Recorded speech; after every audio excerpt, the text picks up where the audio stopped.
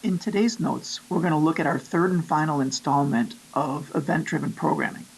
So today's notes are going to take a look at how to get our program to listen for keystrokes from the keyboard. So this is the last kind of event-driven programming we're going to take a look at, and it's accomplished by implementing something called the KeyListener interface. The KeyListener interface has three methods that you must declare and implement in order to be able to run a class with that. So the three methods are public void key pressed, and the parameter that it takes is a key event called E. The second one is public void key typed, again with a parameter of key event E. And the last one is public void key released with a parameter key event E. Now, again, take a look at the fact that they're using lowercase k followed by a capital letter on the next word. So lowercase key pressed, capital P, lowercase k key, capital T typed, etc. So remember, whenever you have an interface and you plan to implement it in a class, you are agreeing that you're going to write code for these three methods. The very least that you can do is put a set of open and close braces, but if all three of these contain just open and close braces, then you don't actually do anything when any of the keys are typed. So one of these, at least one of these, you're going to want to fill in with some kind of coding. So the definition for our class is going to look something like this. Public class, now we're going to create a class called keylogger that's going to extend JApplet. So it's going to be an applet, therefore it'll be able to paint to the screen. And at the end here, you're going to see the word implements, just like we did for Action Listener and just like we did for Mouse Listener, only this time now we're planning on implementing the KeyListener interface. So implements KeyListener is at the end of this class declaration. And one of the first things that I want to show you is that we're going to have to put some coding in the init method that's going to tell our class that it is registering itself as something that listens for keystrokes. So remember, the init method is a method that gets run automatically for any JApplet. It always gets run the very first thing. And then this is what it should say inside of there, public void init. We want to add key listener, and in the parentheses here, the parameter that we're going to pass is this. What this line of code does is it actually registers our current class, this class, as something that listens for key events.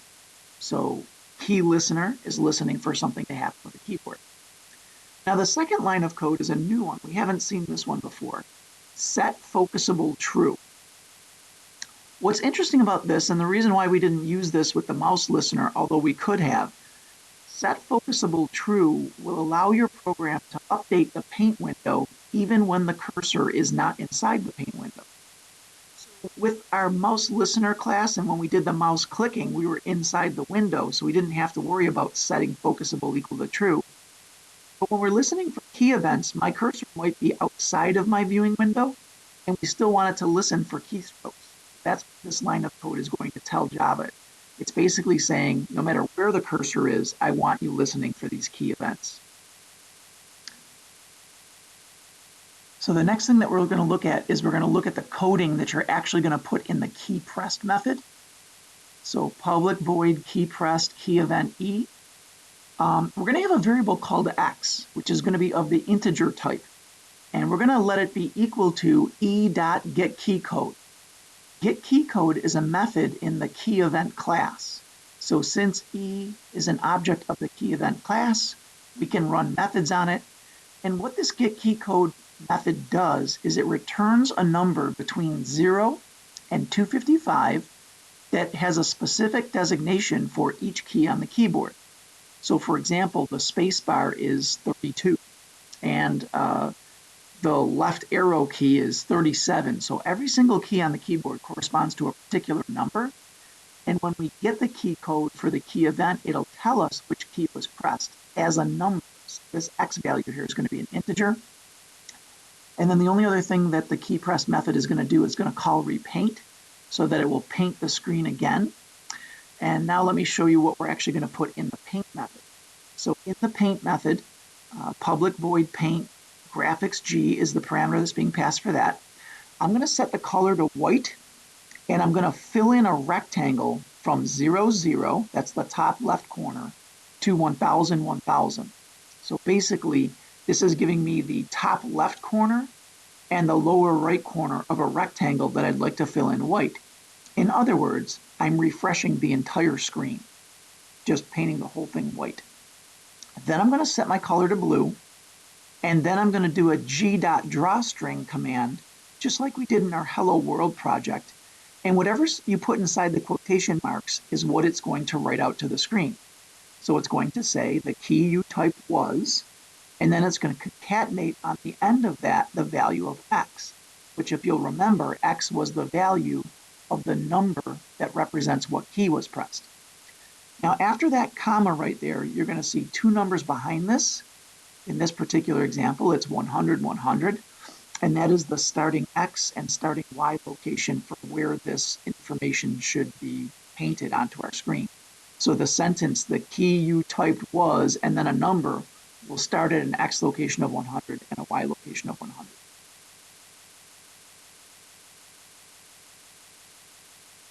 So this page represents the full code that you should be writing for this keylogger class. Remember, we're going to have some import statements before the class even begins. We have to import java.awt and javax.swing. That's just to have an applet. And java.awt.event.star. That's for any of the event-driven programming, like listening for key events. Here's my class definition. Public class keylogger extends japplet, implements KeyListener. I'm defining as a class variable that integer x, which is going to eventually hold the key number that was typed. Here's the init method, public void init, add KeyListener this, set focusable true. Here's the paint method. Now, I do want to point out that everything about this is exactly what I just showed you in the previous example, but I did add two lines that weren't on my previous slide. Font, Helvetica equals new font, Helvetica, comma, font.bold, comma, 40. One of the things I wanted to show you that you could do in Java is you could change the font that we're going to use for our g.drawString commands. If you don't put these two lines of code in here, the program's going to work just fine, but the information that you're going to print out to the screen about what key was typed is going to be really tiny and very difficult to read. So I wanted to make that bigger. So I created a new font. Helvetica is the style of font. The next command is if you'd like to do anything like italicize or make it bold or underline, you can do that right here. And the last thing is the font size. So I'm going to paint this to my screen with 40 font, which is going to make it a lot bigger for us to read. So once you create this font, you now need to do a g.setFont command to the font that you just created. So that Helvetica font that I just created is going to be used as a parameter passed to this. That'll tell it what style, whether it's bolded and how many pixels it should be big. And then I'm going to do g.drawString, which is going to paint with this font, making it a lot bigger. You can see right here is the key pressed method. So whenever a key is pressed, a key event is created. And we're going to get the key code for that key event, which is going to tell us what number button was pressed between 0 and 255. And then we're going to repaint, which is going to clear our screen and paint this information to the screen. Don't forget, there were three methods for the KeyListener interface. So these two things down here, public void key released and public void key typed, are methods that you have agreed to implement, but I don't really want to do anything with those, so you can see I've left the braces blank here and here. So at this point, you are now ready to go ahead and type this code into BlueJ. So you can see that I've done exactly that. This is exactly what was in our notes. I've typed it into BlueJ. I'm now going to compile it, and I'm going to run it.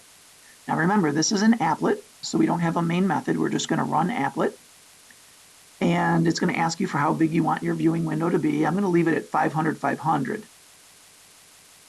But I made our font so big, and I made it start from 100, 100, that this typing actually doesn't fit on the screen. So I'm gonna get right on the right edge of this window, and I'm gonna push down my left button, and I'm gonna slide this over so I can see the rest of this.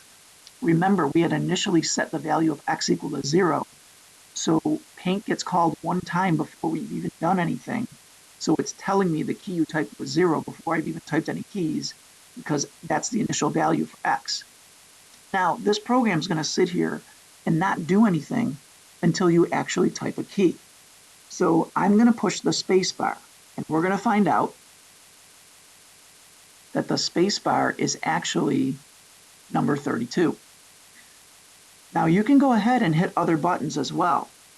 Like I just typed the A button, that was 65. The Y button is 89. You can hit the Enter button, that's 10. The left arrow is 37. Up arrow, 38. Right arrow is 39. Down arrow is 40.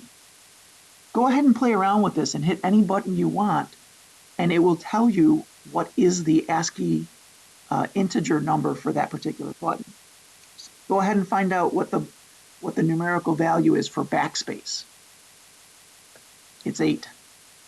Go ahead and try this on any other button as well. You can then begin to imagine that if we have key events and we know what buttons we're looking for, we can control movements of objects on our screen based on what buttons were pressed. So for example, if somebody wants to move an image on the screen up, we can hit the up arrow and have our key listener search for whether the key was 38 or not. That would represent that we need to move up. If you want to move down, you'd be searching for 40.